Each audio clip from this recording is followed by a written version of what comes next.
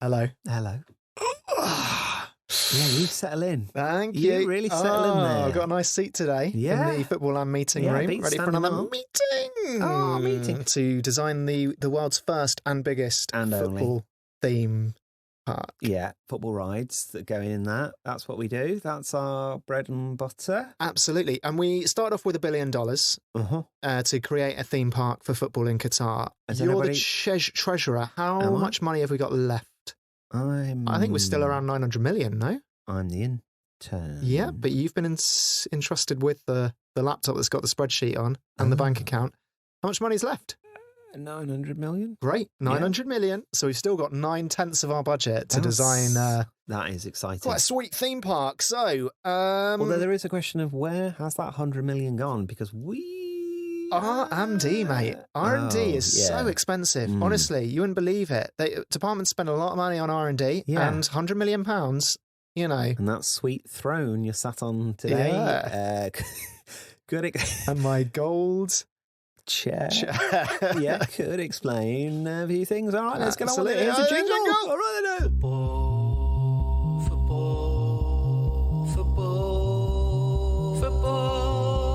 Footballland. All right, Ryan, you got an idea for a football-themed ride at Footballland. What's your football-themed ride? Yeah, it's not a ride. Right. It's like a game. Okay. It's like a contest. Okay. It would be well situated next to the Ben Shit Like Beckham. Okay. It's kind of one of those, sort of a contest game.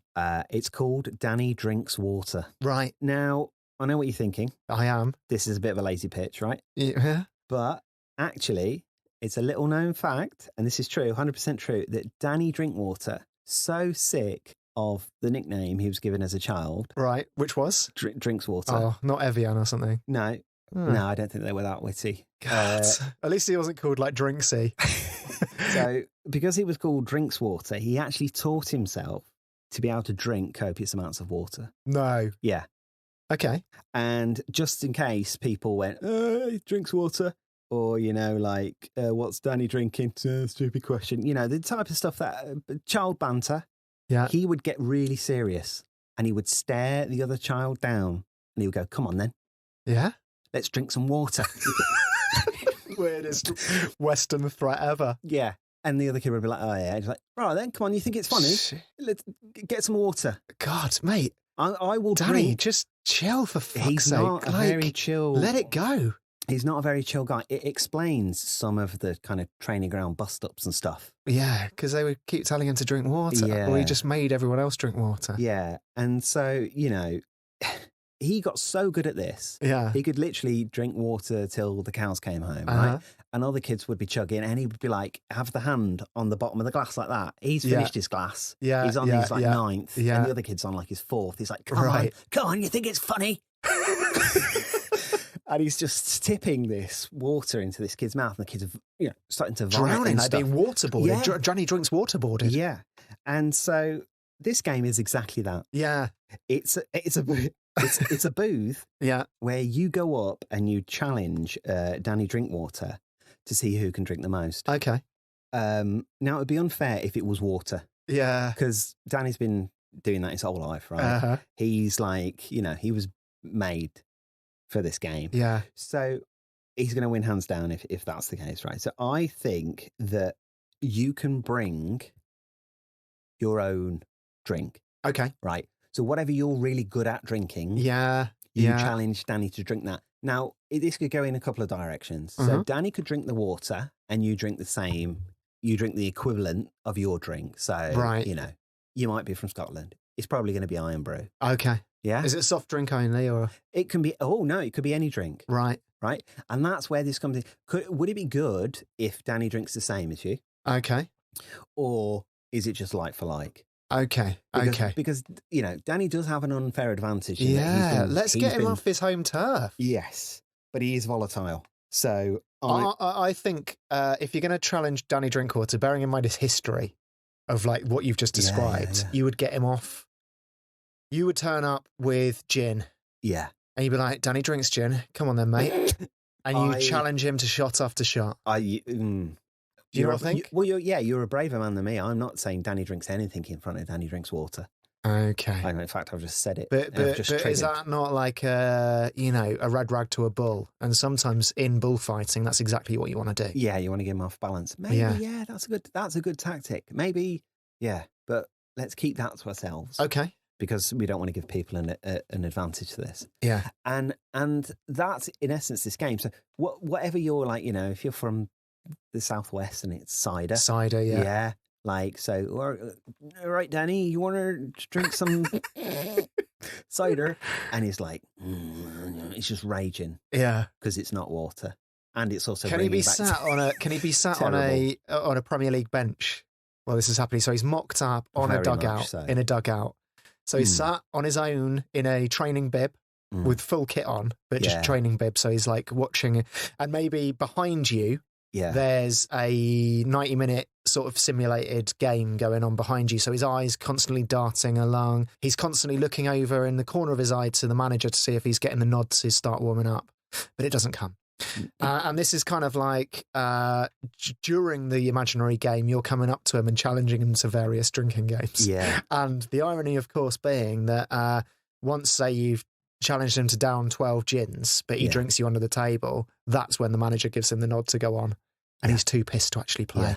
And if you've seen Danny Drinkwater, the ultimate tragedy, play in the last couple of seasons. Yeah. He plays for Reading now and he's doing a blooming good job for them. Yeah, he's doing excellently. I don't want to say he's found his level. I was just about to say he's found his level. No, I think he's just been unfortunate. He shouldn't have left when he did the club at Leicester. Bit like Steve Sidwell, funnily enough, also from Reading. Yeah. But if you got Danny Drinkwater to down a drink of your choice, just for fun, you could choose any drink in the world. It could be quite fun for people of different nationalities to bring their own national drink to the table and just watch how Danny downs like sake or raki or other drinks ending in aki. Yeah, people from London could bring Perrier. Yeah, or London Pride. They do like London Pride. Yeah, London Pride. Yeah, Nuki Brown Ale. Yeah, it'd be wonderful. It'd be a celebration of fluids. They do like ginger beer in America. Root beer, sarsaparilla. Yeah. Sarsaparilla. Do you want a sarsaparilla? And in Wolverhampton, gravy. Yes. They do drink gravy. Yeah. In industrial quantities. And Danny Drinkwater drinking gravy. And perhaps you do get to change his name to your drink instead of water. Yeah. If you beat him. If you beat him. He's Danny Drinks Gravy. Yeah. So, yeah, I'd be up for that. And he has to have that on a shirt. Yeah. And so if he does ever get the nod, commentators got to call him by that name. Yeah, he's full of gravy. The stadium announcer goes, entering the pitch, it's Danny Drinks Racky. And I think, I don't know what else we really need to add to this. I think it's one of those where it's like, it's a very simple, it's a very clean... Do you know what it feels like? It feels like a side quest in an RPG game. Ooh. Where you're like walking into a little village in the medieval setting, or if it's Fallout in a post-nuclear setting. Yeah. And you see this man sat at a dugout on his own and you trigger a conversation. Yeah. And you go up and play a mini game. It might have his name above the bench. The bench, it's the Danny Drinkswater game. Yeah. And you just accidentally pronounce it wrong. Yeah. Because you've never really seen the name. Triggers him. Yeah, you've never seen the name Drinkwater before. This is such an odd... Where would the origins of that name come from? Yeah. And that's the irony with Danny Drinkwater, is that his family name means drinks water. Yeah. And the S just got lost over time. Yeah. And his great-great-great-great-great-great-great-grandparents were just mad for drinking water. Yeah. They were like camels. They would drink water for the village. Maybe he is descended from camels. Maybe they were actual camels. Yeah, well, they kind of... Maybe, I mean, I wouldn't want to... Definitely don't want to trigger him in that way, but... No. Almost like they're like a portable well. Yeah. You know what I mean? Yeah. They would send Danny Drinkswater's, great grandparents off to a water source, really drink it up, and they'd hold it in all the way back, and then they would bring it back up. Yeah. Like a baby, like a bird. Feeding their babies, regurgitate water all over, a family to drink. Surely can be the only origins of that surname. I think so. And also, you're forgetting, Ryan, that ninjas in Japan, in feudal Japan, they had various tricks that they'd sort of built ancestrally. And one of the tricks was to find out where water was. Yeah. They would keep a grasshopper in a box and not let it drink for a while. Oh. And when they needed to find out where the nearest water source was, they would let the grasshopper out of this matchbox and it would instinctively hop towards the nearest water source. Oh. So so maybe there could be grasshoppers going towards Johnny Drinkwater. Maybe everyone else on the bench is a grasshopper. Yeah, or those water diviners with their funny rods. Yeah, but I'd like to see Danny Drinkwater just being challenged to drink water, but he's covered in locusts. Like, he's just covered Dehydrated locusts. Dehydrated locusts, and they're waiting for the next sip. And when you challenge him to drink water, he's hoping it's water because it's the only way these locusts will get off him. But if you challenge him with iron brew or sake or raki or the other akis, the locusts get angry and they will stay on him. Yeah. So he's like he's cursed by the fact that he hates being called Danny Drinks Water, but he's gagging for water just to get these fucking locusts off him. Yeah. And it's also the only thing he's really very good at. Yeah.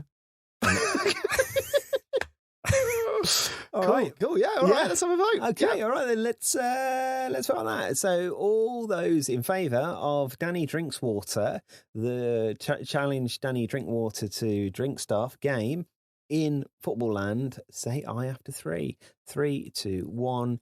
Aye. Congratulations, Ryan. Yes. Congratulations. I just want to make Danny happy. Just what is it that you want to do?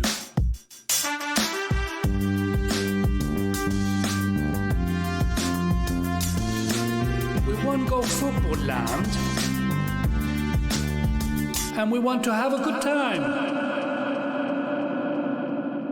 Okay, we haven't got a patron this week because we've got a special guest coming up. Yes. So, but we've got one. You've got something. I've got something. An emergency idea. Is it? Yeah. Well, it's not an emergency. It's just an idea. Yeah. Yeah. It's just an idea. Down. Sorry, mate. Yeah. It's called Cloughles Truffles.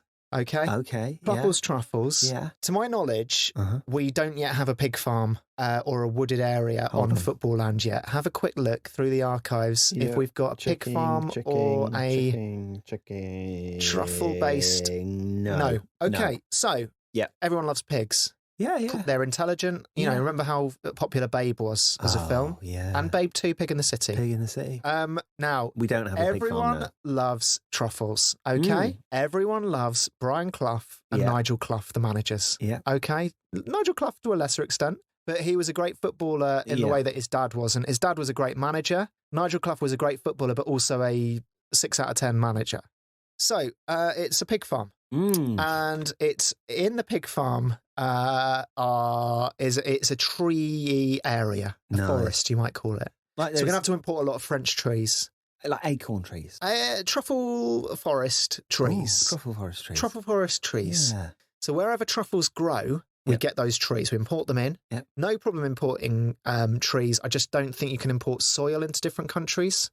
Yeah. Soil bad, tree good. Okay? Yeah, that's on the visa. That's at customs. Yeah, customs. Soil bad, tree good. Yeah. And we modify these pigs so that they're rideable, tame pigs. But pigs are pretty rideable anyway. Yeah, but sometimes pigs get violent. Right. You know, celebrities, they basically have a pet pig, like a piglet. Yeah. Carry it around with them, and then when it becomes unfashionable to do so, they just fuck it off. Yeah.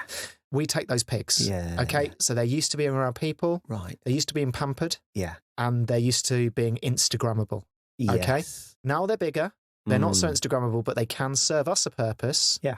By being ridden and searching for truffles. Yes. These pigs are a bit of genetically modified or a bit of work done. I'm talking plastic surgery to make these pigs look exactly or close to as a pig can look in the face of Nigel Clough and Brian Clough. Yeah, nice. So you're riding a pig that looks like Brian Clough. Yeah. And your friend or whoever's next on the ride, if you don't have any friends, is riding a pig that looks exactly like Nigel Clough. Oh, nice. Yeah.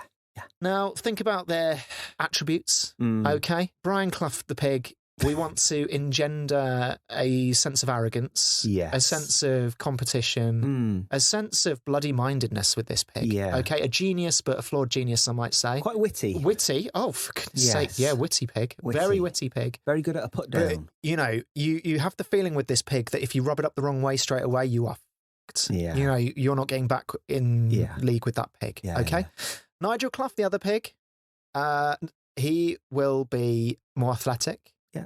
He's got his playing days behind him, so he's going to be faster, but he's not going to be as cunning. More affable. But probably less tactically minded. Yes. Not disparaging Nigel as a manager, but I'm comparing him to his dad, who was one of the greatest football minds that the world has ever seen. Yeah.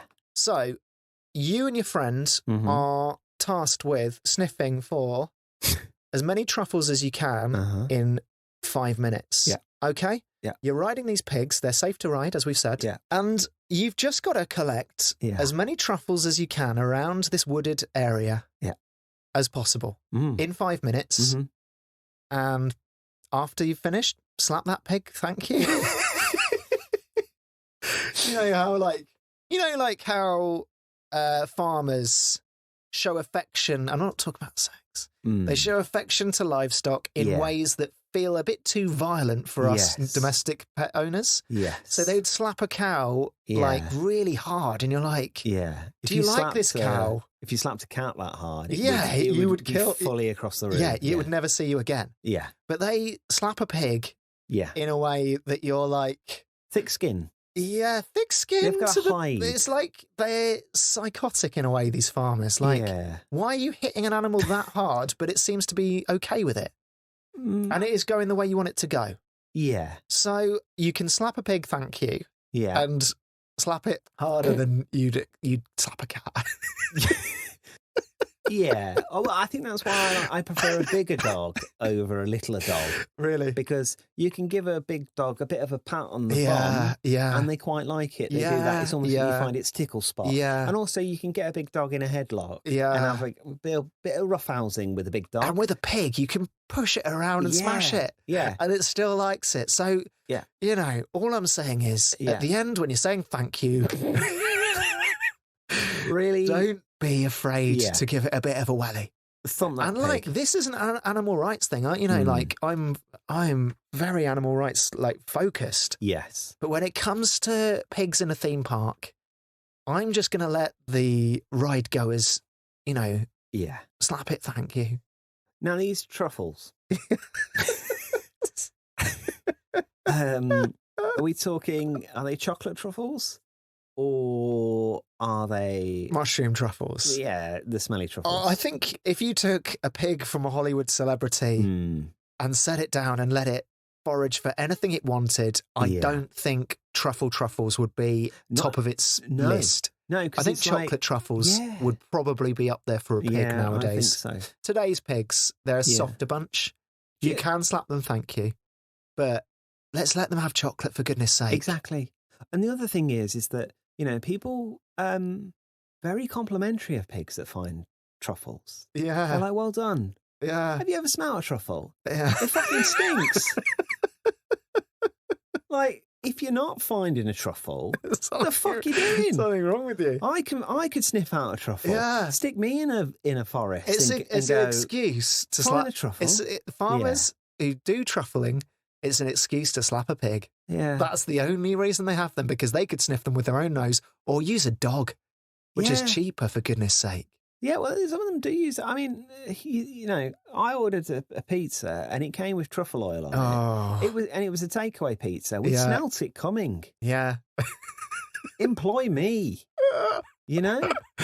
Like, I didn't want to let it in the house. Yeah. Yeah. I felt sick. And in the heat of Qatar, imagine that in 50-degree heat. Yeah. That is going to be an appalling stench.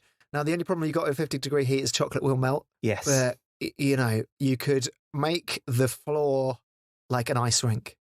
So these pigs are... So these pigs are sliding about. Was there a scene in Babe 2, Pig in the City, where Babe goes to he went to an NHL game. Yeah, he went to watch the New York Islanders. Yeah, and so I think they're adept on ice. Yeah, so they can grip ice, and the chocolate will not melt. I was thinking army chocolate or space chocolate. Yeah, space chocolate. It's the kind of chocolate that, you try it once and you're like, space chocolate. But it will stand radiation,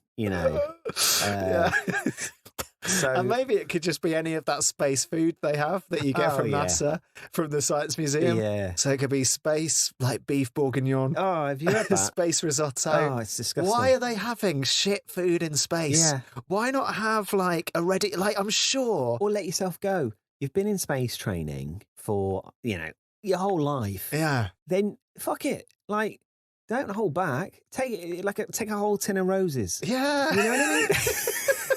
Like, go mad. Like, you're in space. Who's going to tell you no? Like, if mission you're control, weightless, for fuck's sake. If mission control's going, John, can you stop eating the rose? Eat the beef bourguignon. You're like, I don't even like beef bourguignon on Earth. It's horrible. No one likes beef bourguignon. I don't want to suck a tube of beef bourguignon. Like, give me a tin of roses. You know what I mean? Like, give me a multi-pack, a multi-pack of Mars bars. Give us a McDonald's apple pie. Oh, they're designed to be indestructible. Exactly. Why are we having stuff out of packets? It's the 21st century, NASA. Yeah, man. Like NASA, why is everything got to be in a foil tube? Yeah, why does it have to be so fancy and scientific? It's not like the space food is going out to the moon with you. No. It's not like you're taking the space food for a walk. It's in an environment where you are too, admittedly floating around, but it's not like the pressure is so that you can't even open a blooming tin of peaches. Look, we've all been on a train with a really full cup of tea. Yeah. And managed to keep all of that tea in the cup. Yeah. Now, if you're telling me that you can't keep your food in the container that it comes in space, then you've never been on a Pendolino. And you've lost my vote. Exactly. And so I'm not sure how we got onto this. No, but I think it's ready to vote on that basis. Right. Yeah. Cool. Yeah. Okay, let's have a vote on that then. All in favour of Cloughles Truffles, say aye. 3, 2, 1. Aye. Well, it's a no-brainer. And we've fixed probably space. Yeah, we've fixed space. We've saved NASA, I reckon, at least a couple of mil. Just have a pot noodle.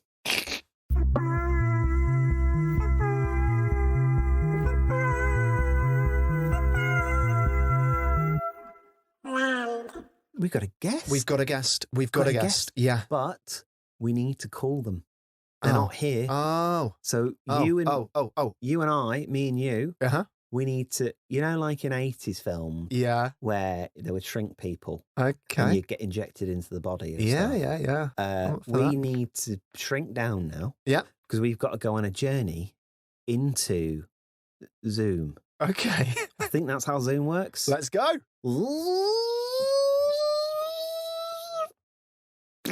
Ryan, we're in a different room now. We're in our talking to a guest room. Did you make it? I went into a little pipe. Did you go in the pipe? It's a pipe. No, it's a pipe. It is a pipe. We're in a pipe. Oh. And third man in the pipe with us is Chris Hewitt, the film critic from Empire magazine. Hello, Chris. Hello. I'm so glad to see you guys. I've been in this pipe for a long time. Yes, I was in the wine vinegar testicle, and I found an opening, and then it opened went into a pipe, and then I was really, really happy because I felt like Bruce Willis for a long, long time, and I was feeding myself on mold, but then I got stuck. It's the Dean Windass windpipe. We've constructed out of polystyrene, and it's actually like what they don't do at Madame Tussauds because they're lazy. They only focus on the exterior. We like to focus on the interior. Are you piping in wind from his ass? Yes. Yes. And he's about 300 miles away in Hull. Right, Chris, tell us your idea and we will scrutinise it. Anthony, I'm so excited about this. Cool. I am a theme park nerd. Oh, really? I went to Alton Towers in the word of a lie for my stag do 10 years ago. Did you stay overnight at the hotel? I did stay overnight at the hotel. Did you find day 2 there was not quite as much to do as you'd expected, considering it's the size of Disneyland Paris? Day 2 was disappointing, I'll be honest. Day one was everything I had dreamed it would be. We went on all the rides, the big rides, whose names I can't remember. And then we had dinner that night, me and my friend. And then we stayed over in the hotel. Yeah. Then the next day, I had planned for us to go to Splash Landings, which is the Alton Towers water park. However, I didn't realize what Splash Landings was when I booked the ticket. And so I have in my head this image of Splash Landings being this huge Footballland-esque park. But it's water sports, isn't it? It's awful. It's inside. It's basically just a glorified slide. And it was full of children, and me and my friends rocked up, and we looked, quite frankly, very dodgy, and we decided to get out of there as quickly as we possibly could, and we went to play crazy golf instead. So it wasn't the best Splash Landings, but that has inspired me for my ride, because I had loads of ideas for this. I really did. Like I say, I'm a theme park nerd, and I've always wanted to design a ride that has a chance of killing you randomly as well. So that's what we need. Footballland is perfect, because that's essentially what you guys do. It's 98% of what we do. Yeah, 90, maybe 99. Whittling down your clientele is perhaps not a great business model, but I love it, I admire it, I respect it, and I applaud it. But ultimately, I came up with a ride that combines my love of experiences, my love of questionnaires, and with my dislove, if that's a word, and it should be, it is, of leaving theme parks. So I've come up with Graham Poll's exit poll with Graham Poll. Right. Good. It's good that you could get him. I haven't had that conversation yet. Sure. But I have Googled his agent, and I know that he's available for bookings. Yeah. And I'm confident we can get him. Yeah. If not, you might have to put an asterisk by that bit. The ride is not dependent necessarily on getting Graham Poll. Now, should I explain who Graham Poll is? For the people at home who may not know. Within 6 sentences, 6 words. 6 words. Oh, God. Graham Poll. Hang on, this is referee, longer. bad man, 3 yellow cards. Yeah, good. Yes. I think he's internationally known. Because of the 3 yellow cards. He's the most. The 3 yellow card man. Yes. Yeah. He's the guy who made up the rules of football as he was going along at the World Cup in 2006, and issued 3 yellow cards in a game, and became a laughingstock. But stuck it out, continued to referee for 1 more season. And then hung up his whatever referees hang up. So he is very famously one of the most iconic referees of all time. And I, again, as a theme park nerd, I don't like that sense of ennui that you get when you have done all the best rides and you're leaving the theme park and you can hear the noise behind you just kind of fade into the distance, and you're a bit disconsolate. So I've decided to come up with something, an experience that you have to take in order to leave Footballland. And it is essentially an exit experience where you have to exit through Graham Poll. Good. So it's in the grand Footballland tradition, which is building giant replicas of people, anuses, penises, the whole kit and caboodle. In this case, you're inside Graham Poll. Yes. You enter through any available orifice, be it the ear, be it the eye sockets. We're not sure whether we're going to put the eyeballs in, so his eye sockets might be open. The mouth. You could go lower down if you wanted to. Then once you get inside Graham Poll, it's essentially the Crystal Maze meets Splash Landings. So it's a water park experience. It's going to be a lot of fun. You're inside there. You have his internal organs. The heart is there, the lungs, the kidney, the liver, the spleen, the pancreas, the lower intestine, all there. It is a playground. You can splash, you can splish, you can splosh if you want. You can until your heart's content. All right, but there is a point to this. Hidden within these zones of because each of his organs is a zone. Yeah. Hidden within these zones, you will find yellow cards. Right. Now, if you find 3 yellow cards, then you are taken to a special room, And there you go through the Graham Poll exit poll, which is a 375-page questionnaire examining your every move at Footballland that day. Questions like, did you enjoy Footballland? Yes, very yes, or most yes. And once you have finished that questionnaire to our satisfaction, because we don't like any negative feedback, we will make you retake it until we like every answer that you've given. Then you are expelled forcibly from Graham Poll through an orifice of your choice. And is this a realistic rendition of Graham Poll? Like his body? Are we going to get him for a full scan so that we can like realistically go through his penis? To scale, obviously.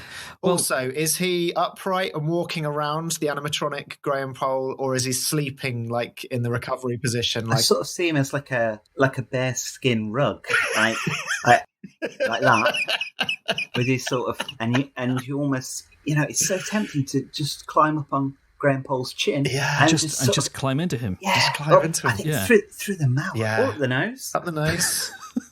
See, it's important that you put the eyeballs in there, Anthony, because I did think if it was a giant, and presumably naked, this is Footballland after all. He's got to be naked. So, there's no reason for him to be clothed. No. He's why would he be? It's just wasting money. It would date him because you'd have to keep putting like the current referee's kit on him. So it's better to be naked because you cannot date a naked man. It's perfect. So he's lying there, he's reclining on a giant bearskin rug, I'm guessing. No, he is the bearskin rug. He is the bearskin rug. How he poses. I could imagine snow on Graham Poll's sort of naked back during Christmas time. I know we're in Qatar, but just imagine seeing the first flakes of snow fall onto his naked bum crack. And that's when we know it's Christmas. When's it Christmas, Daddy? When the first snow falls on Graham Poll's bum crack, little Timmy. When you were saying that going through the eyes, I thought that the tear ducts was an obvious entry point, of which I imagine we didn't see him crying, but I imagine there was a fair bit of crying going on in his hotel room. Maybe the bedroom as well when he got home, maybe in his shed, maybe in his car, going through a car wash. Just tears at all times. And so they would be very slippery. And so I would say going through almost like you're being expelled. There's people, you're clambering up. There's quite often those sort of scenes. Fighting against it. You're trying to get in the tear duct, but the tears just keep coming out. He's probably still not stopped crying. Kind of a bit like the travelator in Gladiators at the end when they have to clamber up the backwards escalator that's flat, like the backwards airport travelator, but it's at a 45-degree angle. For those of you in countries that didn't have gladiators, or angles. Where these cards inside? Are they in rooms akin to like Funhouse, where you've got to ransack the whole room in his brain, in his, aorta? Yes, you have to. In his knee. There's one in a ventricle somewhere. I'm not quite sure which one. Yeah, and are they randomly placed at the beginning of the day in a different place? This is the beauty of it. They are randomly placed, randomly generated. Otherwise, it would be too easy. People would know. Soon word would get around. People would be on the Footballland Reddits, and they'd be telling each other, "Hey, go straight for the kidneys." Absolutely, no, we have to keep it interesting. We have to keep it people guessing where these yellow cards are going to be. And the beauty of it is it's like a hologram card. Because that means, because if you think, once again, 3 million people visiting every month, that's 3 million divided by 30 every day. You can't have physical cards. That is a tremendous idea. Is that, if they're holographic yellow cards, to claim it, I was thinking, could they be sort of voice activated? Graham Poll very famously, sort of his excuse was the Australian accent excuse, wasn't it? That he got confused because it was Simonich, and because he has an Aussie accent, is that correct? He gave the card to the Australian player instead. Right. Yeah. That's what I believe. So maybe for you to claim the yellow card, you've got to sort of put on an Australian accent. But a really convincing one. Yeah. God, I might give me a yellow card. That's great. Is that for just the third card? That was Yes, very good. Just you could maybe you could just activate the first two cards, but that third you've got to earn it. Yeah. Now I love that idea, Ryan, of having to earn the yellow card. So is there a chance that we could get the patrons who are inside this giant ground pole to commit acts of wanton violence on each other? Yes. Like maybe a 2-footed challenge, maybe a full-on headbutt, something like that to really earn it. Spitting on someone. Love it. I think that's a straight red, but we can make it a yellow. Yeah. Or if you take your own shirt off in celebration, getting the second. Anyone takes their shirt off, they can. Yeah. So we can encourage people to strip within Graham Pole's naked body, and then you've got naked in naked. Oh my God. What better way to potentially exit a theme park than to just ditch all your clothes? Yes. It's been such a day. You're hot. You're from Newcastle. You need those togs off. But it's a bit like celebrating. Well, it's been such a great day, and it's just you're over. You know you're going to get punished. You know you're going to get a yellow card, but you can't stop yourself, can you? And so there's a good chance the Qatari police are going to frown on this very deeply once you get through the gates and on the steep highway back to Doha. Yeah, but it's a risk. It's a risk you've not even considered. No, the fun is so infectious. And you get in there and you just I've had a tough day. Some of my friends have died, and let's not gloss over that. But it's been a fun day, and I feel like a naughty boy who wants to be punished inside Graham Pole. All right, I think I'm ready to vote on this. Yeah. What about you, Ryan? I think we're ready to vote. I just wondered if there were any other polls we could get in. We like sometimes multi-layered levels, don't we? Yeah, we do. But the only other poll I could think of was Pol Pot, and yeah. We probably don't want to get him involved. I don't think there's ever been any moment where you thought, do you know what would improve this? Pol Pot. It really takes it to the next level. Oh my God! No, we'll think about it. We'll keep that on the back burner. We'll think any other polls we can add in, but for now I can't. Certainly not Pol Pot. Okay, all right then. Let's have a vote. All in favour of Chris Hewitt's exit poll, say aye after 3, 3, 2, 1. Aye. Aye. Congratulations, Chris. You must be absolutely delighted. I am elated. I am over the moon. I cannot wait to tell Graham Pole's agent. Foot.